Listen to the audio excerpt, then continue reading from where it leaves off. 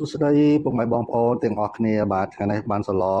ស្ងោរជ្រក់ទៀតហើយបងប្អូនឲ្យមើលទៅមាត់ក៏ដឹងថាឆ្ងាញ់ដែរបាទនេះចាប់ផ្ដើមរួចរាល់ហើយតែវីដេអូអត់សូវច្បាស់ទេបងប្អូនទាំងអស់គ្នាវាផ្សាយបាទនេះត្រីក្រហមបាទត្រីទិញគេទេបងប្អូនទាំងអស់គ្នាអត់បានត្រីធម្មជាតិទេថ្ងៃហ្នឹងបាទត្រីបាទហ្នឹងហើយចាប់ផ្ដើមធ្វើរួចរាល់ហើយបងប្អូនទាំងអស់គ្នាបាទធ្វើស្រុកខ្ញុំធ្វើត្រីហាន់ជាកង់ចឹងឯងបាទនេះគ្រឿងផ្សំមានដូចជាស្លឹកគ្រៃម្ដេងខ្ទឹមស្លឹកជីម្ទេសស្លឹកក្រូចបាទគ្រឿងផ្សំហើយនឹងម្ជូរក្រូចចិត្តដល់ហើយពុកម៉ែបងប្អូនម្ជូរក្រូចនៅចិត្តទៀតដល់ហើយបាទ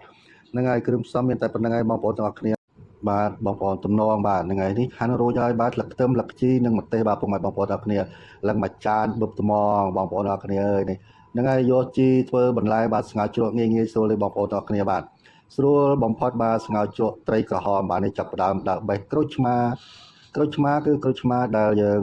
បាទដាំខ្លួនឯងបាទធម្មជាតិមានអមទេសភាពផងនៅតាមមាត់ត្រពាំងបាទស្រុកខ្ញុំខ្លះហៅមាត់ត្រពាំងហៅមាត់ស្រះបាទបងប្អូនទាំងអស់គ្នាបាទនេះចាប់ផ្ដើមបេះបានហើយក្រូចឆ្មាបាទដាំនៅជិតស្រះបាទល្អដែរបូមទឹកដាក់បាទហ្នឹងហើយបេះបានរួចរាល់ហើយបងប្អូនទាំងអស់គ្នាដាក់ក្នុងកញ្ច្រែងហើយបាទនេះចាប់ផ្ដើមរងាស់ទឹកបាទតាមឲ្យពុះគ្រក់បាទក្រាច់បាទពុះបាទក៏ជ្រុលដល់កពុះបាទក្រូចឆ្មាបាទចិត្តរួចហើយបាទចិត្តរួចរាល់ហើយក្រូចឆ្មាពុកម៉ែបងប្អូនទាំងគ្នាបាទត្រីចាប់ផ្ដើមដាក់ត្រីរំងាស់ហើយបាទបងប្អូនទាំងគ្នាត្រីក្រហមស្ងោរជ្រក់ខ្ញុំស្ងោរជ្រក់ចូលចិត្តដាក់អង្ករបាទរងាស់អង្ករឲ្យវារីកដូចបបរតែកុំដាក់ច្រើនពេកដាក់តាមមកសមល្មមបាទហើយបាទបងប្អូនទាំងគ្នាបាទឆ្ងាញ់ពុកម៉ែបងប្អូនសាកធ្វើអញ្ចឹងបាទស្ងោរជ្រក់ដាក់អង្ករចាស់ពីដើមគាត់ស្ងោរជ្រក់ក៏ដាក់អង្ករបាទហ្នឹងហើយដូចបបរដែរប៉ុន្តែហូបបបរ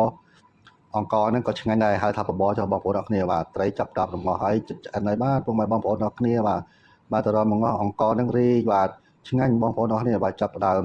ដាក់ស្ករមុនបាទស្ករដាក់សមល្មមតាមចំណង់ចំណូលចិត្តរបស់ពុកម៉ែបងប្អូនទាំងគ្នាបាទហ្នឹងហើយខ្លះក៏ចូលចិត្តផ្អែមខ្លះក៏ចូលចិត្តល្មមបាទខ្ញុំចូលចិត្តល្មមបាទមិនផ្អែមពេកហើយក៏អត់ផ្អែមពេកចាប់ដើមដាក់រ៉ូឌីបាទពុកម៉ែបងប្អូនទាំងគ្នាណាចាប់ដើមបណ្ដើហើយចាប់ដើមដាក់រ៉ូឌីបាទ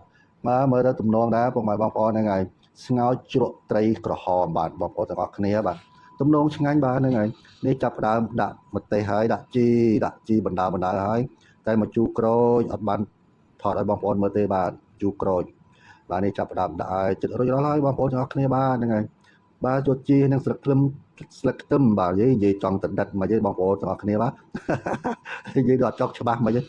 បាទហ្នឹងហើយចាប់ផ្ដើមហើយបងប្អូនរួចរាល់បាទហ្នឹងហើយស្ងោរជ្រក់ត្រីក្រហមបាទនេះចាប់ផ្ដើមឲ្យមកបងប្អូនទាំងអស់គ្នាបាទញ៉ាំបាយជាមួយខ្ញុំពេលថ្ងៃត្រង់បងប្អូនយ៉ាឲ្យមេដៃហើយមានរសជាតិឆ្ងាញ់ហើយបាទពុកម៉ែបងប្អូនទាំងអស់គ្នាបាទអូមាត់ដល់ហើយមាត់លកលេងបងបាទឆ្ងាញ់នេះម្ទេសបាទយ៉ាហិលគួរសមបងប្អូនទាំងគ្នាបាទអរគុណច្រើន